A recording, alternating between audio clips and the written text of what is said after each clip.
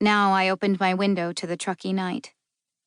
Wesley had spent the afternoon fighting the thing and cussing at it before I'd nudged him aside and straightened the bent frame with a pair of channel locks I'd found in the woodshed. Outside, the mountain air was 1,000,000 degrees cooler. Only one house stood close by, a few hundred feet up and across the road, away from the faraway black expanse of shiny Donner Lake. Everything was quiet and dim inside. No signs of life. Lights salted the windows of a few homes across the lake. The houses were as small as tiny lanterns from where I stood watching from the window.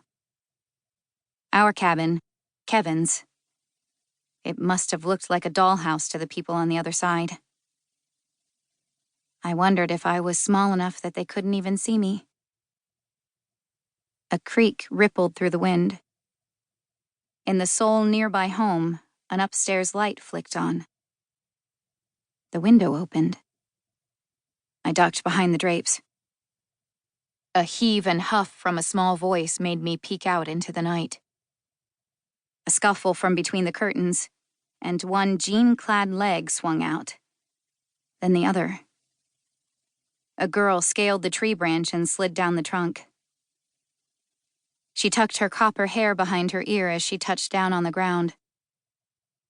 She wore it in a messy, slept-in way that would have made her look like an extra in the cast of Les Mis. A wretched street waif with style. "Hey!" she said into the night. She stomped down the road, closer to Kevin's cabin. Closer. She looked right up at me. "Hey, you!" My fingers froze to the windowsill. I'd moved out from behind the curtains without thinking. I opened my mouth, but no words were there. "You going to keep standing there, or you going to come out with me?" she asked.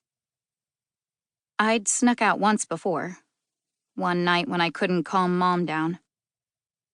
Wesley'd come after me, freaking out at me the whole way home. "You shouldn't. You can't. You couldn't possibly," she said. "Those are the words standing between you and the night of your life. Ask yourself this. What will you regret more at sunrise? Coming with me or staying here?" Her words were a lit match. "You're what?" she asked. 1,000 things. Pissed off, jealous, alone. But none of them the answer I wanted.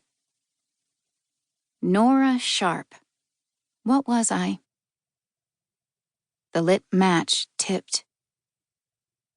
I'm coming." And as I lifted the sash higher, something inside me ignited, unfolding in a silent burst. I had one leg out the window before I'd thought it through. I didn't care. I didn't want to have regrets at sunrise. The 10 feet standing between me and owning my own life were a problem. "The trellis," the girl said. "Use it like a ladder." My biceps ached within seconds of grabbing hold of the thing. The toes of my shoes almost didn't fit in the gaps. I pulled away from an exposed nail, and the sawing rip of fabric filled my ears. I finally clattered to the ground, where the girl gave me the up-down. "That climb was iffy," she said, "but you really stuck the landing."